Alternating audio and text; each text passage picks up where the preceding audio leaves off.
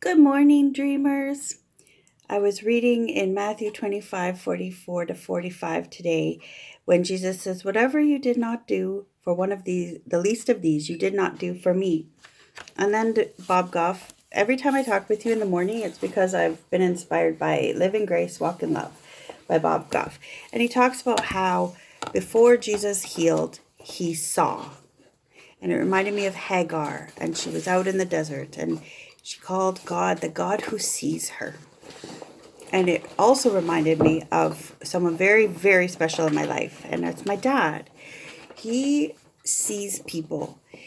There's a gentleman in our homeless community in Cambridge named Richard, and he would come into my old Tim Hortons for a coffee break in his shift out at the corner, talking to cars. And my dad would time his elders' visits to come to my store for coffee. One, because he loves me and he would give me a cheering up, and he would remind me that I'm valuable because he's awesome.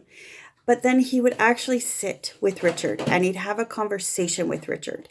He wouldn't just say, "Here's a bottle of water, here's a loonie," whatever. He sat and talked, and he gave Richard community.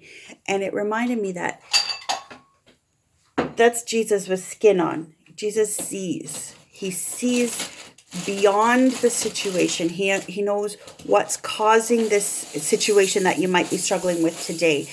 My dad learned so much about Richard. He learned about why his foot doesn't work and why it's bent, and then my dad would end up seeing him when he worked at Bridges to feed Richard when Richard would go in for supper. And it was just so great to watch that relationship build because Richard felt seen. And he told me that when I was leaving Tim Hortons. He goes, "The one thing is that you always saw me, just like your dad always saw me."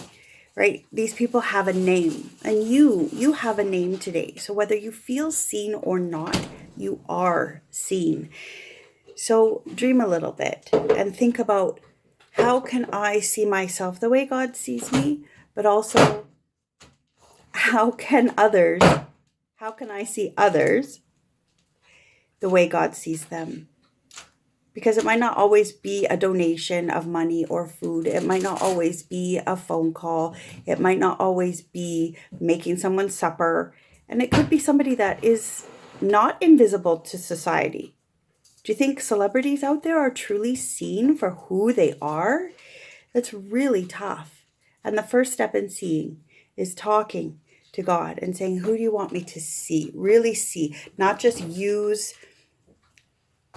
scripture to dig at them, but just let them be who they are and see them. And start by seeing yourself the way God sees you, because you are a beautiful dreamer. Have a great Friday.